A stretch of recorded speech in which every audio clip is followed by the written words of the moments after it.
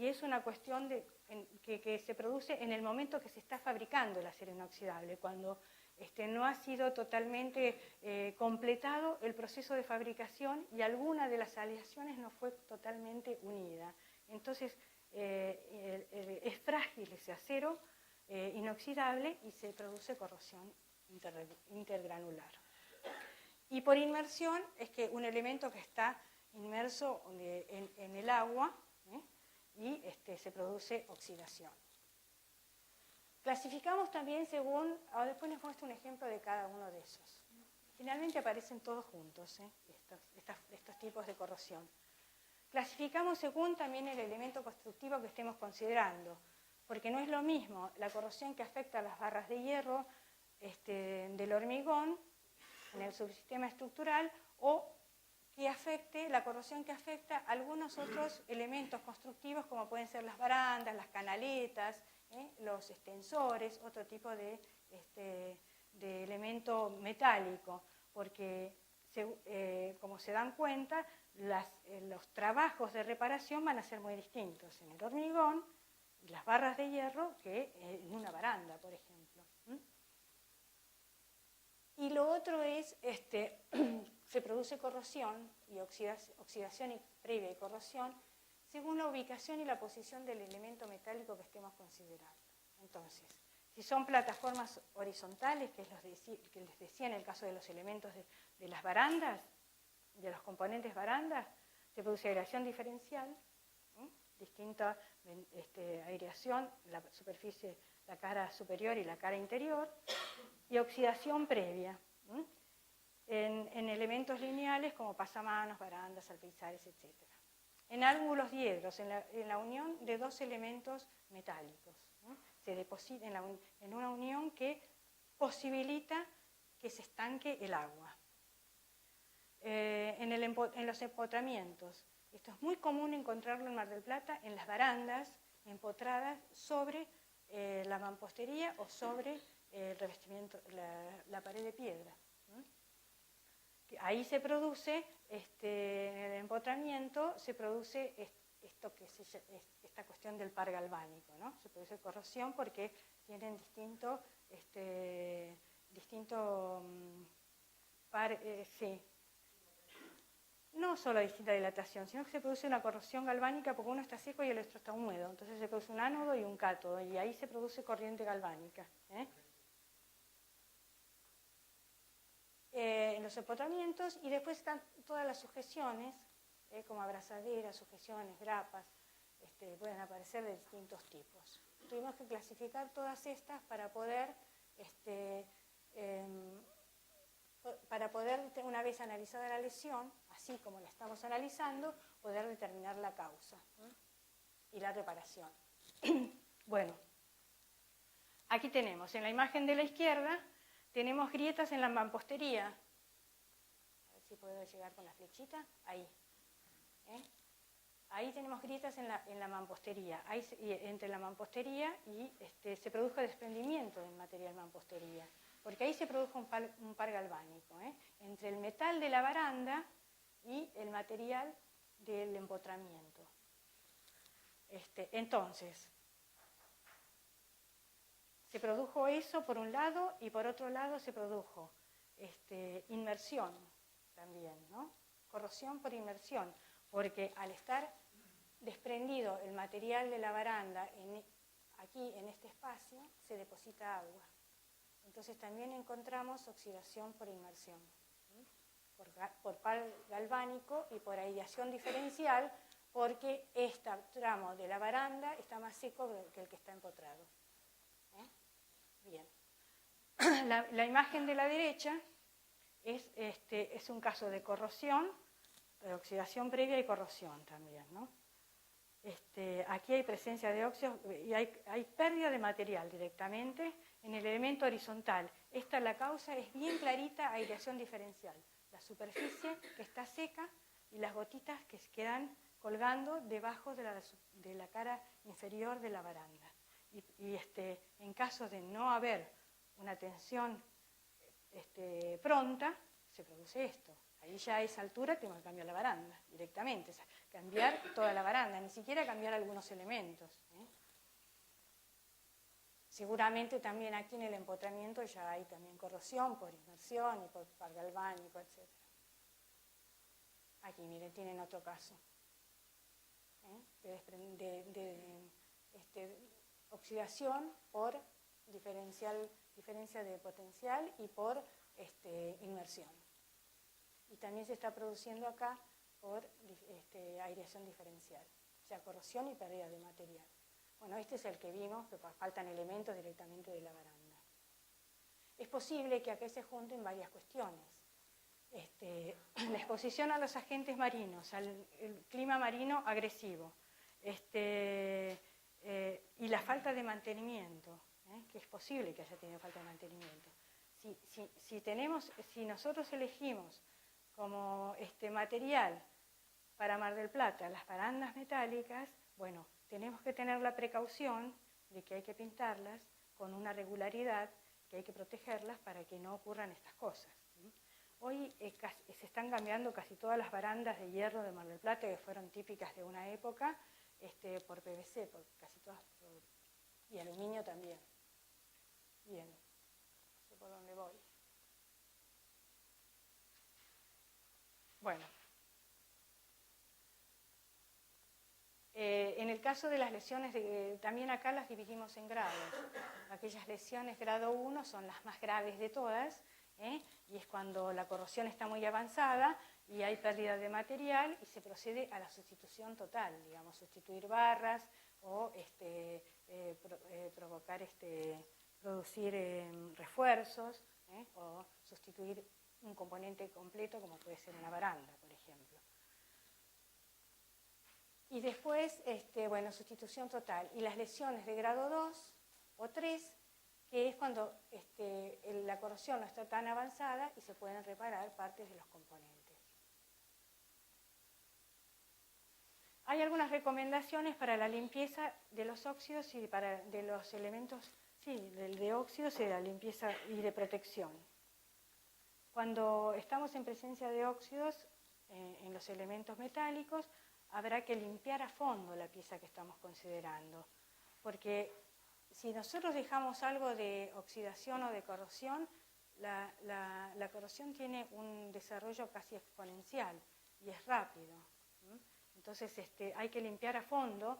En este caso, bueno, está planteado con chorro de arena, puede ser en forma manual, con cepillo de acero, etc.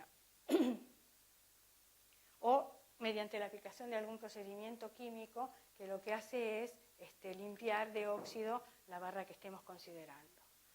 Y luego, bueno, habrá que aplicar masilla, en este caso se está planteado aplicar masilla plástica sobre las zonas tratadas.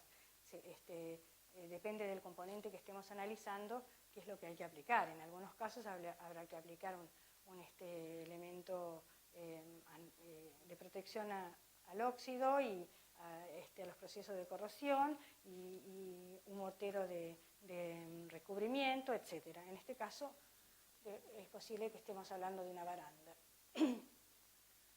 Y para la protección de los hierros hay aplicaciones se aplican productos inhibidores de la corrosión, en este caso a base de cromatos de zinc o de materiales similares.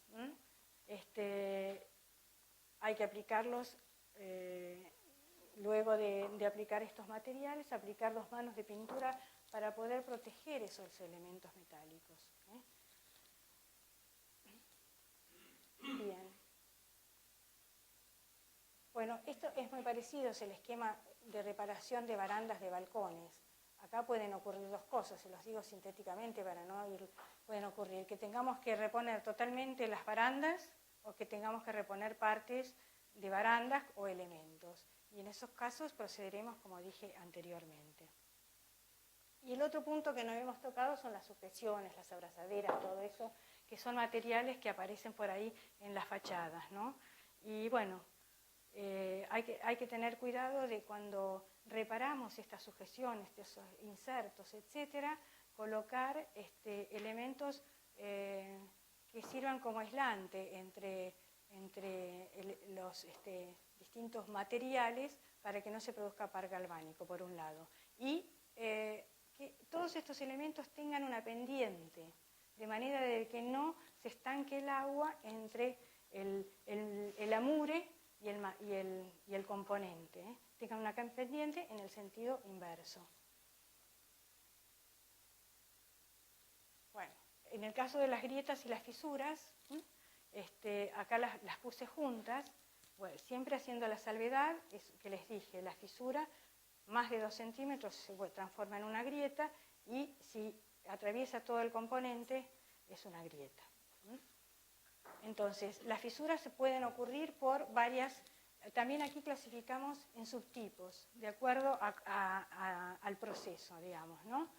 Puede ser por acciones mecánicas, o sea, hay tensiones en la estructura, se producen deformaciones que luego se trasladan a la mampostería, y esas, o a los contrapisos o a los cielos rasos, se producen flechas en las vigas y en las losas, asentamientos en las cimentaciones, todas estas son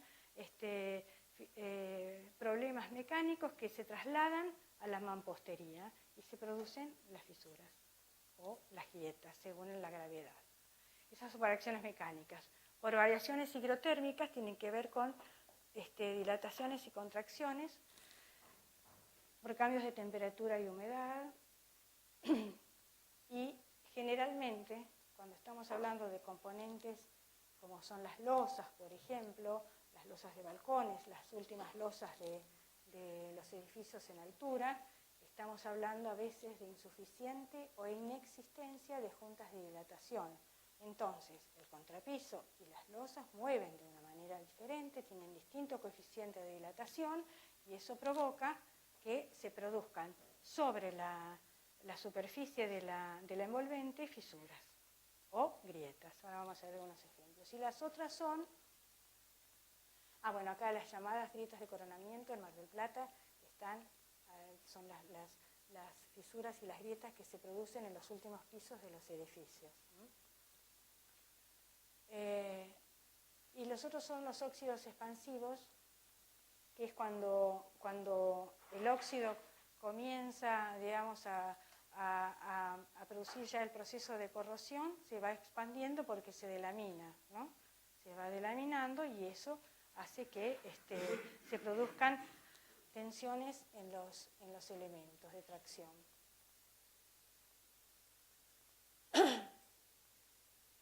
Puede haber grietas según por acciones mecánicas y tenemos los siguientes casos. En este caso es el ejemplo no sé si se alcanza a ver allí. Es una grieta que se produce entre el cerramiento mampuesto y la viga, y el bajo viga. Entonces, aquí lo que hay que hacer es ejecutar una junta entre ambos componentes de un espesor de 2 a 3 centímetros para que esa junta pueda comprimirse, de manera que esa sea la junta que va a absorber el movimiento y no se transmita ese esfuerzo mecánico al componente mampostería. Y el otro caso es el cerramiento de mampuestos adosados a una columna. Lo mismo, habrá que ejecutar una junta entre el mampuesto y la columna, de manera, una junta elástica, flexible, de manera que sea esa la junta que va a absorber el movimiento.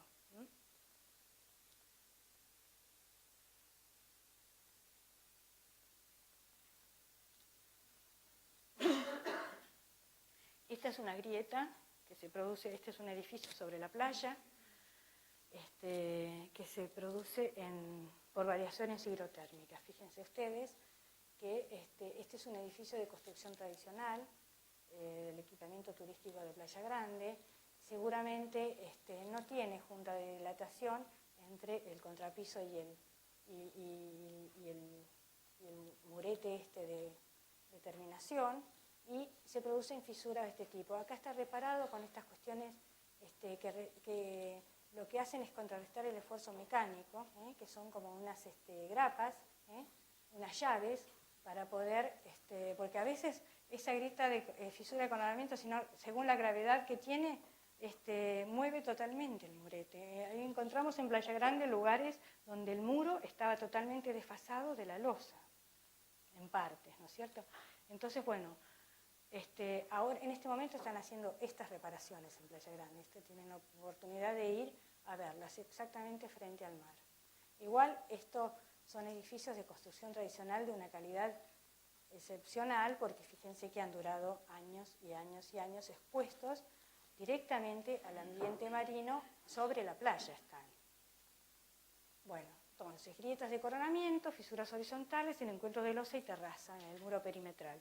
La causa aparente es la ausencia de junta elástica, bueno, lo que ya les dije, que no permite que dilate el contrapiso. Dilatan, pero se fisura. Bueno, la otra lesión que estábamos, que pudimos tipificar son las humedades. Las humedades estaban alrededor del 10% de frecuencia, de ocurrencia. Y los tipos de humedades son humedad de obra, que es esa humedad que se aporta en la obra por el amasado y la trabajabilidad de los materiales en la obra y que luego no fue secada lo suficientemente. Esa es humedad de obra.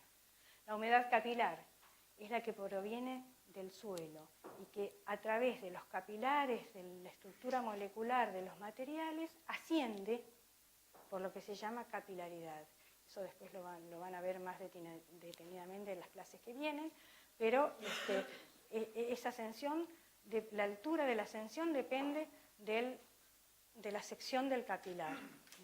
Lo más pequeño es el capilar, Lelis, creo que es así, más asciende el agua. Es muy común encontrar humedad capilar cuando las capas aisladoras han fallado. La capa aisladora horizontal. La humedad de filtración es la humedad que penetra a través de los elementos del envolvente, en las fachadas de los edificios, por los poros, aprovecha grietas, aprovecha fisuras, etc. O juntas de dilatación o juntas entre materiales que han perdido el elemento junta. Entonces no ha tenido el suficiente mantenimiento, la junta se ha perdido y esa es una vía de entrada del agua y de la humedad de filtración. Y la otra que encontramos mucho en Mar del Plata, y la estamos encontrando ahora, todavía no están analizados, pero la estamos encontrando en los nuevos edificios en los que se han construido en estos últimos años, es la humedad de condensación. La humedad de condensación, que es el vapor de agua que contiene el aire, que cuando alcanza partes frías de algún componente, o sea, alcanza, no sé si recuerdan, el punto de rocío, que es la temperatura a la cual se condensa el agua, se condensa, entonces alcanza partes frías el aire y se condensa. Si esa condensación se produce en el interior de una manera superficial en los paramentos, ¿no? O en el interior del local, encontramos humedad intersticial superficial y encontramos, por ejemplo, que las paredes chorrean agua, tienen moho, esa pelucita blanca, las sales cristalizadas, o verde, adentro de un placar se ponen verdes los zapatos, eso es que tenemos el plano de condensación adentro del placar, adentro del local, ¿no? Entonces cuando el aire ese, que está a una determinada temperatura en el interior del local, alcanza el paramento frío, se condensa y chorrea. Eso lo estamos viendo. ¿Qué pasa? ¿Por qué ocurre esto? Entre otras cosas ocurre porque estamos trabajando con paredes de las llamadas frías, no lo suficientemente aislante. Estamos trabajando en Mar del Plata con un ladrillo del 18, que es un ladrillo que no verifica el coeficiente K de condensación para esta zona, el coeficiente K de transmisión térmica para esta zona bioambiental. Entonces, esos son los problemas que están apareciendo. Entonces la gente dice, tengo un caño pinchado, porque casi algunos edificios que hemos visto sacaban con haraganes de goma el agua de de los locales, y era agua de condensación, debajo de las camas. Pared del 18 al sur, en Mar del Plata. Bueno, entonces, me fui por las ramas. Humedad superficial interior. Y es intersticial cuando esa condensación, cuando el aire del ambiente alcanza partes frías, pero en el interior del componente, en alguna de las capas interiores. Entonces, esto es intersticial. ¿Y qué ocurre? Estas dos cuestiones, además del problema de la humedad, lo que hace, sobre todo la intersticial, es cambiar el coeficiente de aislación térmica del componente. Entonces nosotros habíamos diseñado una pared con aislación térmica determinada, qué sé yo, los poros se nos llenaron de agua porque tenemos humedad de condensación, el coeficiente de transmitancia del K, el coeficiente de transmitancia térmica cambió, la condición aislante de esa pared cambió. Entonces se torna una pared que no aísla. Entonces, no es solo el problema de condensación, sino que el problema se transforma en un problema de acondicionamiento térmico.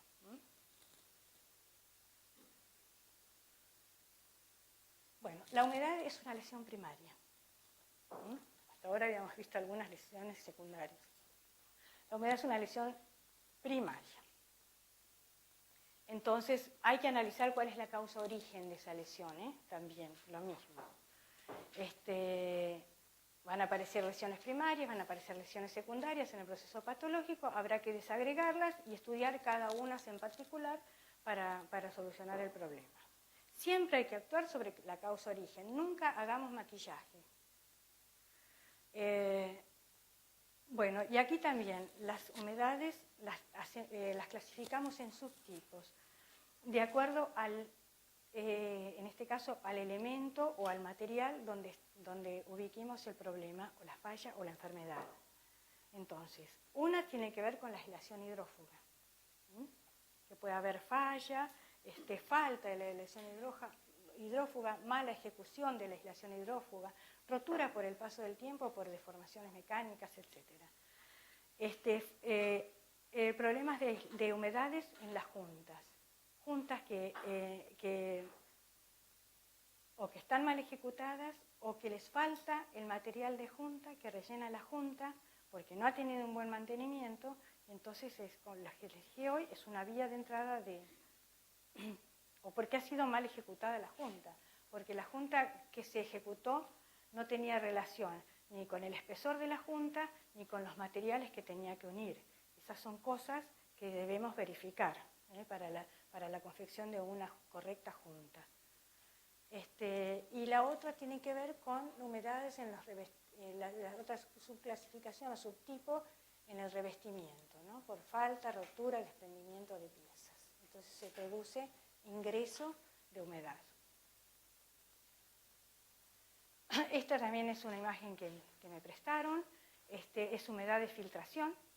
Es posible que acá, bueno, es posible no, lo que se estudió aquí era que donde se producía la humedad que se deja ver abajo, que la sintomatología aparece acá, en realidad aparentemente eran los maceteros que estaban en este balcón que habían perdido o nunca habían tenido su aislación hidrófuga. Entonces el agua del riego, etcétera, filtraba y había falta de estanqueidad hidrófuga, ¿no? Ingresaba el agua a la losa.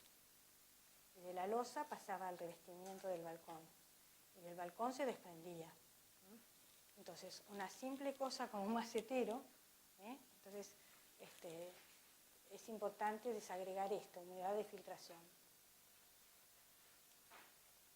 En el caso de la aislación hidrófuga, acá estamos hablando de lo que más encontramos es problemas en el componente balcones, ¿no? Porque por esto que les dije hoy al principio, los muros de los balcones, perimetrales de los balcones no tienen finalmente la aislación hidrófuga vertical. Entonces, por capilaridad, el agua que se acumula en la superficie del balcón, por capilaridad asciende al muro. O no hay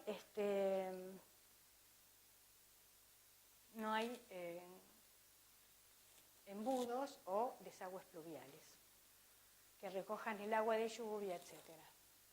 Bueno, entonces, un esquema de reparación también orientativo es, habrá que retirar parcialmente el solado del balcón que estamos considerando, si es que la situación es de retirar parcialmente, o si no habrá que retirarlo totalmente, en el lugar donde se detectan grietas, fisuras, piezas flojas, sueltas o mal adheridas. Habrá que retirar ese material para reponerlo nuevamente. Se completará la carpeta cementicia, que está deteriorada por la falta del material, o percolada por el agua. Bueno, en este caso se recomienda un cemento de 1:3 aditivado con hidrofugantes.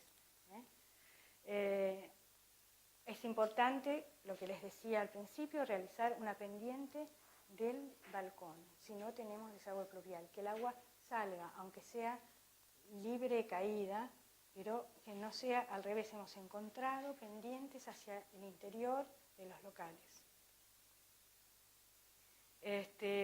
Bueno, asentar con pegamento y o mortero de cal el solado de similares características al existente. Bueno, esas cosas habrá que analizarlas como están para que sea exactamente igual.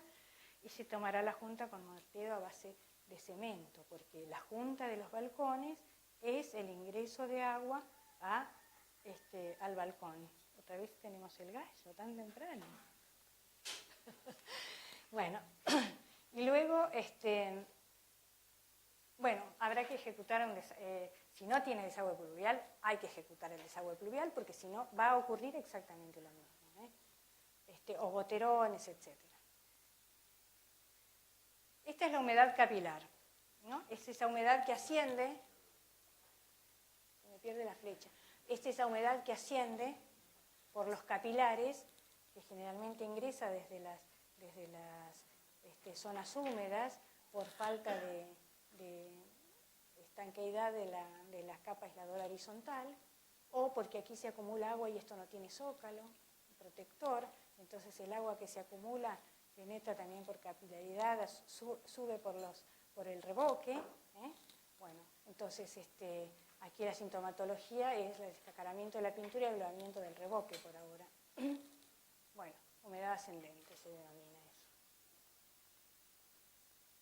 Bueno, cuando hablamos de humedad capilar, no sé cómo estoy con el tiempo.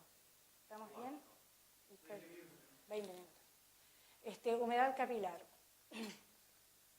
Es esta humedad que asciende por los capilares de acuerdo al tamaño del capilar.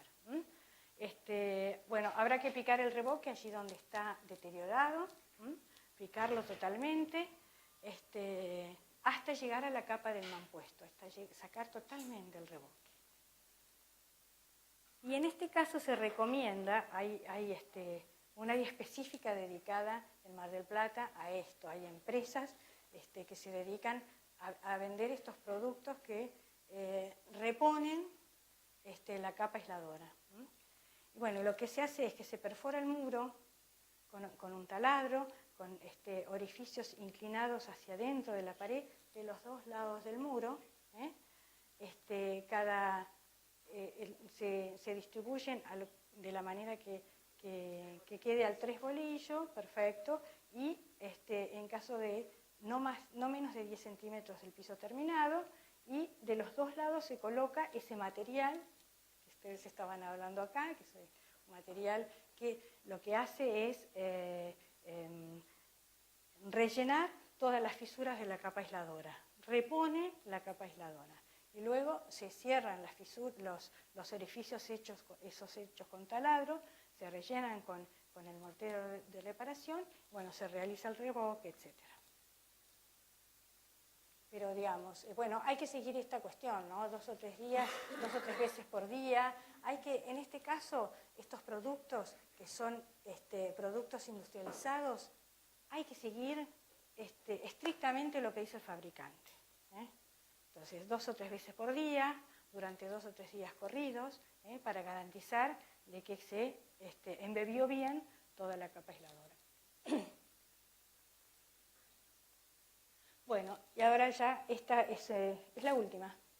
Esta es la última imagen. En realidad es una síntesis de todo lo que estuvimos viendo. De cómo analizar el proceso patológico. Dije, primero hay que diagnosticarlo. Entonces, las flechas negras indican el recorrido del diagnóstico. El diagnóstico es el punto de partida del estudio del proceso patológico. El punto de partida. Se diagnostica en el sentido inverso de lo que estamos viendo.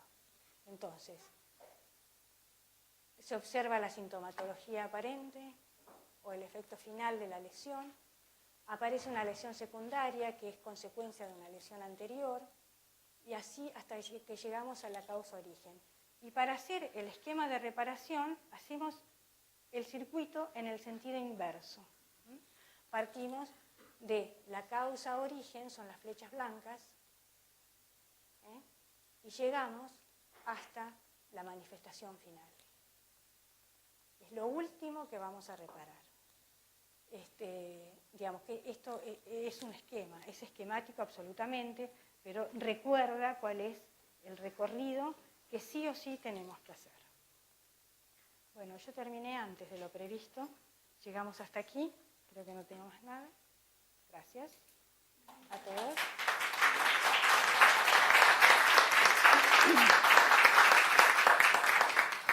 Tengo la oportunidad de tener un colaborador, que es uno de los becados Erasmus, que me está ayudando a confeccionar un módulo, un apartado, que es lo que voy a dejar acá con toda esta charla, ¿no? Algunas cuestiones de esta charla, para que todos tengan. Y creo que también lo van a subir a la plataforma del colegio, pero bueno, nos falta terminarlo.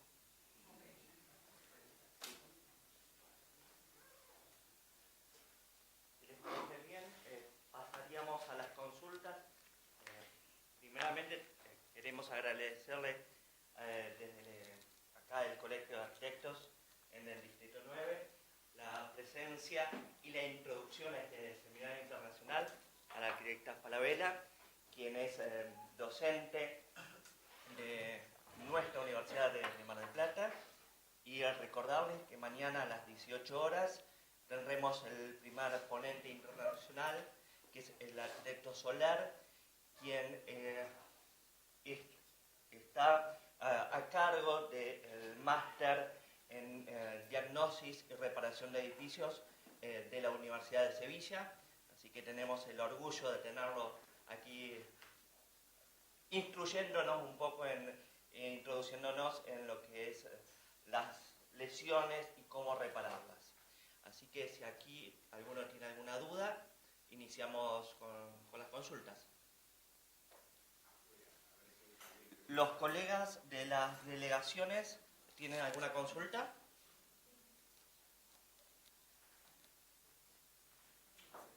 No, al contrario.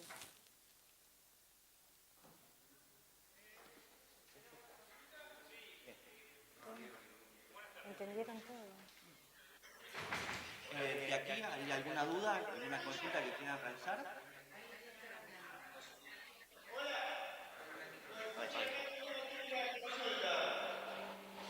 ¿Nos escucha?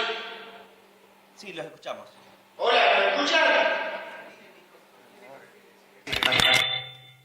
Hola, sí, los escuchamos bien. Acá tengo una consulta, colega. Bien, buenas tardes, buenas noches. Con respecto a poder diferenciar el proceso de oxidación y de corrosión, ¿se podría explayar un poquito en esa diferenciación? ¿Cuándo empieza, cuándo termina? ¿Se superponen ambas características?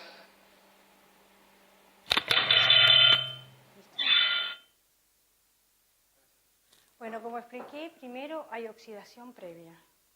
Se forma una capa de óxido férrico y cuando se delamina el óxido por acción del agua que se va depositando, por la suciedad que se va depositando, esa barrera de óxido no lo protege al material hierro, no lo protege para nada, al contrario, sirve como, es muy frágil. Entonces ahí comienza otro proceso que es electroquímico en realidad y que produce la corrosión del hierro. Va delaminando el hierro, ahí comienza el proceso electroquímico. En realidad, esto hasta aquí te puedo decir yo. Pasar el viernes vas a tener un especialista en estructuras de hormigón y que va a explicar bien este proceso. A partir de ahora vamos a entrar vamos a poner una lupa en algunas cuestiones, como por ejemplo en Mar del Plata, los problemas en las estructuras de hormigón. Pero a grandes rasgos es así. Primero hay óxido férrico y luego hay corrosión, porque se produce un proceso electroquímico, fundamentalmente. ¿Querés agregar algo? Sí. Listo, gracias. No sé si puedo agregar algo. Sí, podés. Habría que, no sé si escuchan, habría que hacer una pequeña diferenciación. Habría que hacer una pequeña diferenciación. Una cuestión es los procesos de corrosión en un metal expuesto al aire. Y otra cosa. Perdón. Ahora sí. No, simplemente una pequeña aclaración. Una cuestión es los procesos de corrosión en un metal expuesto al aire, ¿sí? Y otra cosa, como vamos a ver luego el viernes, pero la corrosión de un metal ferroso en un ambiente alcalino como es en el hormigón, ¿sí? En el caso de los metales expuestos al aire, ¿sí? En el caso del hierro, el óxido de hierro es un óxido poco estable, por decirlo así. Hay otros metales que desarrollan óxidos más estables, como es el caso del aluminio, el zinc, etc.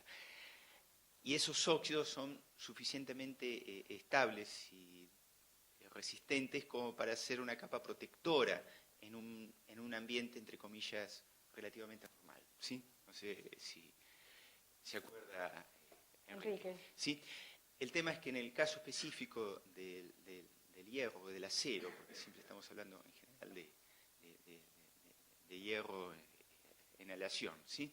El óxido es bastante débil e inestable, y bueno, pasamos de una oxidación, es decir, de un proceso químico de oxidación, a un proceso electroquímico, por el cual sí se da un proceso, como decimos, de un proceso electroquímico y por ende de corrosión. Y bueno, ahí sí aparecen los distintos procesos de corrosión que bien explicaba la arquitecta, ¿no?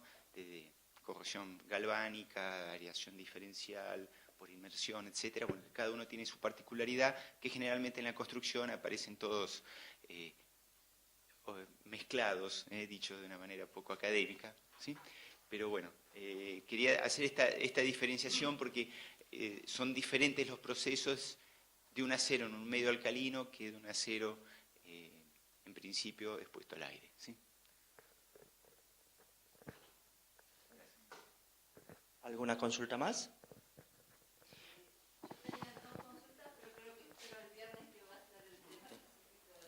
Como quieras. Por el tema de cuando hablaban de cómo proteger una vez limpio el hierro, limpiándolo a fondo, hablaban de dos tipos de protección. Una primera que era con epoxy zinc y una segunda con el Armatec que conocemos. Que generalmente nosotros, leyendo el prospecto del Armatec, dice aplicarlo directamente sobre la pieza limpia. Pero quería saber cuál es el paso previo de esta pintura epoxy zinc. ¿Qué producto sería? No, alguna pintura que tiene que tiene polímero, una pintura cementicias de con polímero, ¿no? Y que generalmente son flexibles y tienen una provocan una alta protección. Por eso se pintan los hierros una vez limpios con eso. Lo otro es el mortero de adherencia, que además le confiere protección, pero en realidad el otro, la función principal es ser la vinculación entre lo viejo y lo nuevo. Sí. No sé si. Más específicamente Sí. el viernes Con algún caso de debate en particular. actual, inclusive, Sí. en los sistemas de reparación, ¿sí? Otra consulta también referida a la corrosión. ¿Qué pasa cuando no se puede limpiar toda la pieza de hierro que está afectada? afectada. Por ejemplo, un perfil T que tiene piezas arriba y uno no puede desarmar toda la cornisa para quitarle el óxido. Si existe alguna experiencia en aislarlo con algún acrílico o evitar que le llegue aire, pues escuché algo de eso y nunca lo pusimos en práctica y quería saber si ustedes sí tenían alguna. Bueno, por ahí estamos tratando unos conceptos, pero básicamente cuando se trata de corrosión, y estamos hablando siempre remitiéndonos a procesos electroquímicos, ¿sí? Hay que ver cuáles son los factores necesarios o cuáles son los elementos que hacen posible la corrosión. Y en términos generales, la existencia de un cátodo, de un ánodo, de una vinculación eléctrica entre ambos, que la da la misma pieza de acero, si se trata de un perfil de acero, o de una barra de hierro, bien de acero, en el hormigón, una solución electrolítica que la vincule o cierre el circuito por fuera, y la necesaria existencia de oxígeno y de agua, o de humedad necesaria, ¿no? Uno a veces, cuando no puede tratar toda una pieza o todas las caras de una pieza, a veces con cortar algunos de los elementos o neutralizar algunos de los elementos que hacen posible la corrosión, es suficiente como para detenerla, aunque le quede una parte de las caras sin tratar. ¿Me explico? Sí. Bien. Uno puede detener lo que no implica, es decir, o lo que quede bien claro, que no pueda acceder a tratar todas las caras de la pieza, ¿sí? A veces no es perfecta todas las alternativas de intervención, pero bueno, hay tantas enfermedades como enfermos, dicen los médicos, ¿no? Bueno, a veces nos ocurre algo parecido en el campo de la patología.